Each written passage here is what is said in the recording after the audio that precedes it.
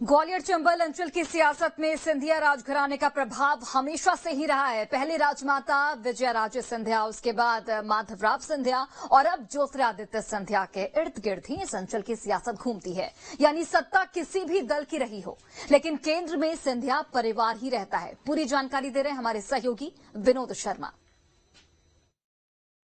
ग्वालियर चंबल अंचल की सियासत में अपना खास स्थान रखने वाला ये जयविलास पैलेस है। सिंधिया राजघराने का वो आलीशान महल जहां की सियासत हमेशा ही केंद्र में रही है। राजमाता विजयराजे सिंधिया से लेकर माधवराव सिंधिया और फिर ज्योतिरादित्य सिंधिया यहाँ की सियासत में बड़े नेता हमेशा से ही माने जाते रहे हैं। राजमाता विजयराजे सिंधिया ने तो अपनी सियासत की शुरुआत जनसंघ जनता पार्टी और भारतीय जनता पार्टी से की, लेकिन माधवराव सिंधिया कांग्रेस में आए और उसके बाद ज्योतिरादित्य सिंधिया माधवराव सिंधिया की विरासत संभालते हुए कांग्रेस में ही रहे। लेकिन पार्टी के नेताओं से विवाद के चलते उन्होंने कांग्रेस छोड़ी और भारतीय जनता पार्टी में वो एक बड़ी भूमिका में एक बार फिर नजर आ रहे हैं।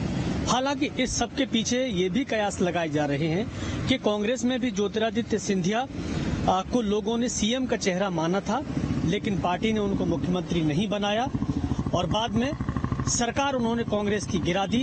तो भारतीय जनता पार्टी में शिवराज सिंह चौहान को मुख्यमंत्री बनवाने में सिंधिया की बड़ी भूमिका रही। अब एक बार फिर से सियासत कहीं न कहीं अपनी अलग तरह की करवट बदल रही है।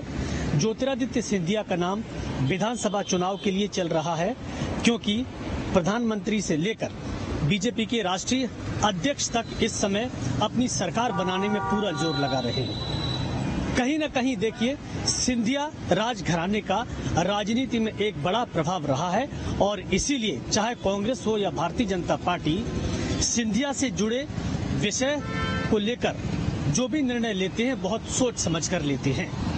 Vinod Sharma, news stage, Gwalior.